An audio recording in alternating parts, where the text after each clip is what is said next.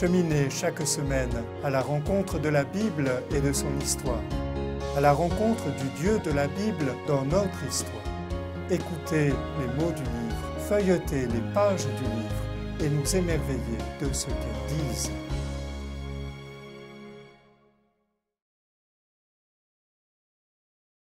L'Épître aux Romains est le plus long des épîtres de l'apôtre Paul.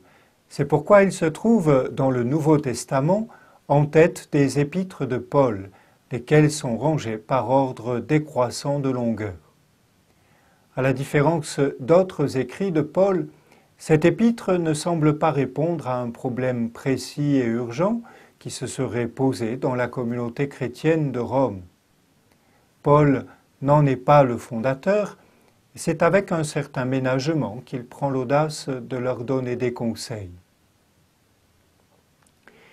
Rédigé entre les années 55 et 56, l'Épître aux Romains doit suivre de peu la lettre aux Galates, car Paul ne fait que reprendre, mais pour les développer davantage, les idées qu'il y avait exprimées.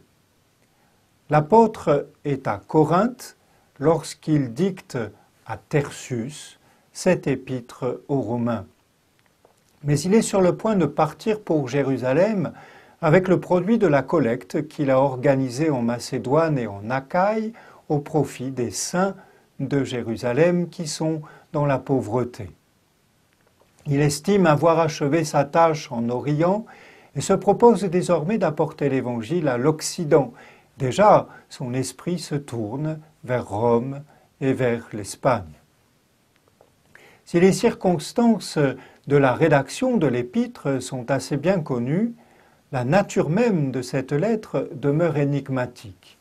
Sommes-nous en présence d'un traité sous forme épistolaire ou bien d'une véritable lettre, ou encore d'un écrit de circonstance? Quoi qu'il en soit, il est indéniable qu'avec l'Épître aux Romains, nous sommes en présence d'une sorte de résumé de tout le message que le Christ l'a chargé de transmettre aux hommes. Païens et juifs sont bel et bien solidaires d'un même péché qui les englobe tous. Personne n'y échappe. Mais personne ne doit non plus désespérer, car en Jésus-Christ et par lui, nous sommes sauvés, libérés.